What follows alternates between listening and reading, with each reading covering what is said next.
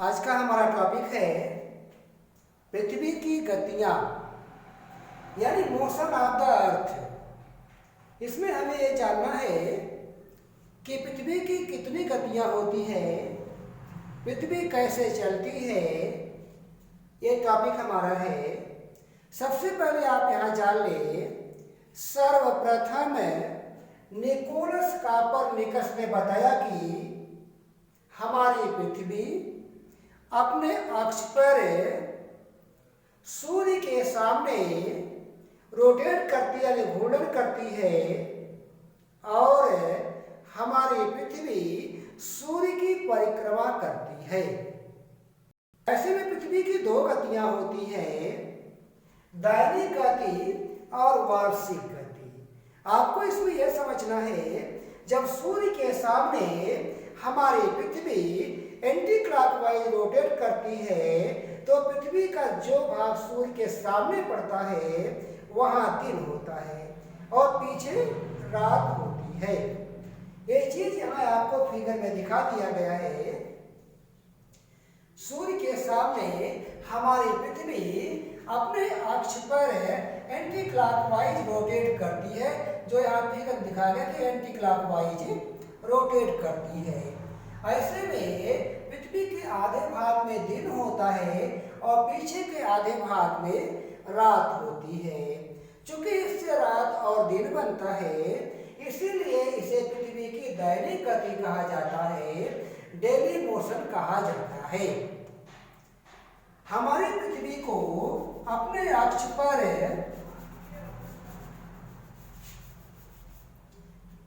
एक चक्कर पूरा करने में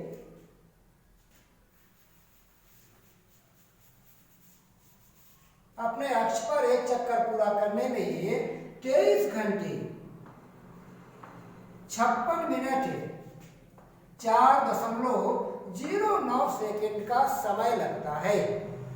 मैं फिर से बोल रहा हूं, सुनिए। हमारी पृथ्वी को अपने अक्ष पर लड्डू की भांति एक चक्कर पूर्ण करने में 23 घंटे 56 मिनट 4.09 सेकेंड का समय लगता है, जिससे रात और दिन बनता है। आप जानते हैं, जो कि लगभग 24 घंटे हो जाता है। एक बात यहाँ पर और आपको जानना चाहिए, एक क्वेश्चन बनता है कि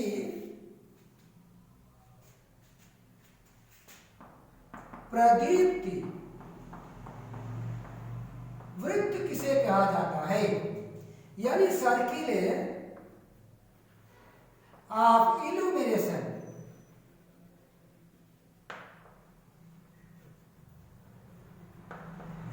सर्किल ऑफ इल्यूमिनेशन, प्रदीप्त वृत्त किसे कहा जाता है, यानी सर्किल ऑफ इल्यूमिनेशन किसे कहा जाता है। तो आप ये जान ले, पृथ्वी पर वह काल्पनिक रेखा जो दिन और रात को विभाजित करती है, उसे ही प्रदीप्त वृत्त कहा जाता है। जो यहाँ दिखाया गया है कि यही लाइन जो दिन और रात को विभाजित कर रही है, इसी लाइन को प्रदीप्त वृत्त कहा जाता है। यानी वह रेखा जो दिन और रात को विभाजित करती है, उसे प्रदीप्त वृत्त कहा जाता है। तो इसमें एक बात और देखना है, चूंकि हमारी पृथ्वी अपने अक्ष पर घूर्णन करती है, तो क्वेश्चन यहाँ बन जाता है कि पृथ्वी की घूर्णन गति से क्या होता है। पृथ्वी की घूर्णन गति जो रोटेट करती है, हिंदी में बोलते हैं घूर्णन गति। देखिए, घूर्णन गति, इसी को एक नाम और दिया गया है परिभ्रमण गति। परिभ्रमण गति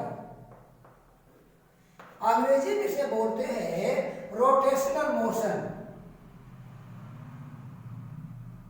रोटेशनल मोशन।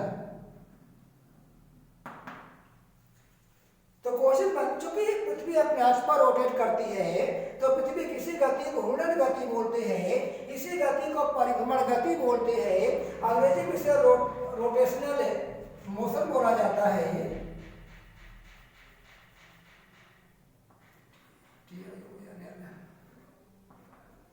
अंग्रेजी में से रोटेशनल मोशन कहा जाता है। तो क्वेश्चन बनता है कि पृथ्वी की घूर्णन गति से पृथ्वी पर क्या होता है? तो आपका उत्तर होगा दिन और रात होता है। तो इतनी बातें पृथ्वी की दैनिक गति के बारे में थी। और अब जो पृथ्वी की दूसरी गति है वार्षिक गति। एक्चुअली कोई भी ग्रह हो, कोई भी प्लेनेट हो, उसे सूर्य की एक परिक्रमा पूर्ण करने में जितना समय लगता है वही उसका एक वर्ष होता है।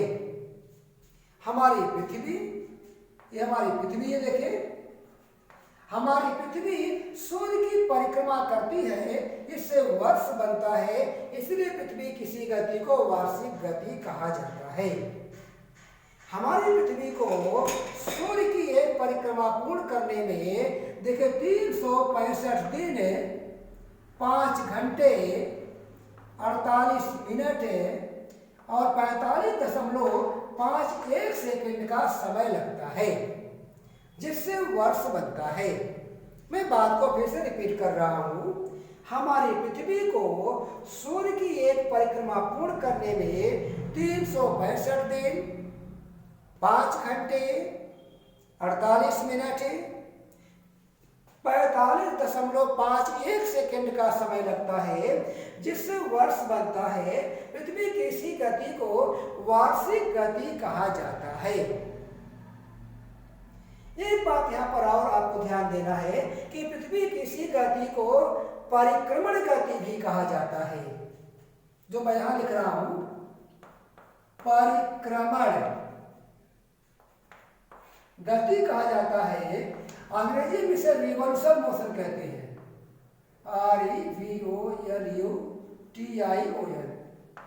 Revolution motion. तो पृथ्वी की इसी गति को रिवॉल्यूशन मोशन कहा जाता है। क्वेश्चन बन जाता है कि पृथ्वी की परिक्रमण गति से यानी रिवॉल्यूशन मोशन से क्या होता है, तब आप बोलेंगे इससे वर्ष बनता है।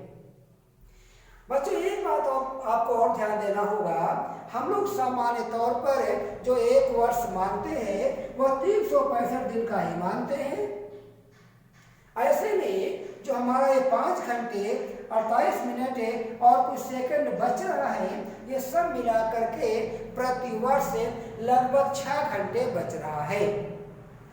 यही 6 घंटे जब 4 साल बच जाता है तो 4 साल के बाद लीप ईयर के रूप में हम लोग उसे मानते हैं।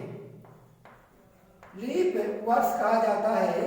और लीप वर्ष में जो एक वर्ष होता है वह 365 के बजाय 366 दिन का हो जाता है। 366 दिन का हो जाता है। और फरवरी जो हमारी होती है वह 28 के बजाय 29 की हो जाती है। इतनी बातें यहाँ पर है, कुछ बातें आपको यहाँ से और समझ लेना है।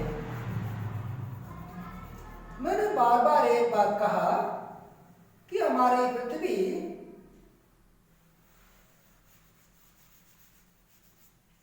अपने अक्ष पर रोटेट करती है और सूर्य की परिक्रमा करती है।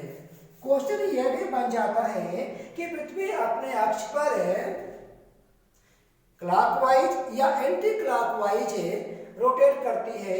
तो हम आपको बता दें कि पृथ्वी की दोनों गतियां, चाहे वो रोटेशनल हो या रिवॉल्यूशन मोशन हो, दोनों गतियां एंटी क्लॉकवाइज है, घड़ी के सुई के विपरीत दिशा में होती है। या हम इसे ऐसे भी कह सकते हैं कि पृथ्वी की दोनों गतियां पश्चिम से पूरब होती है।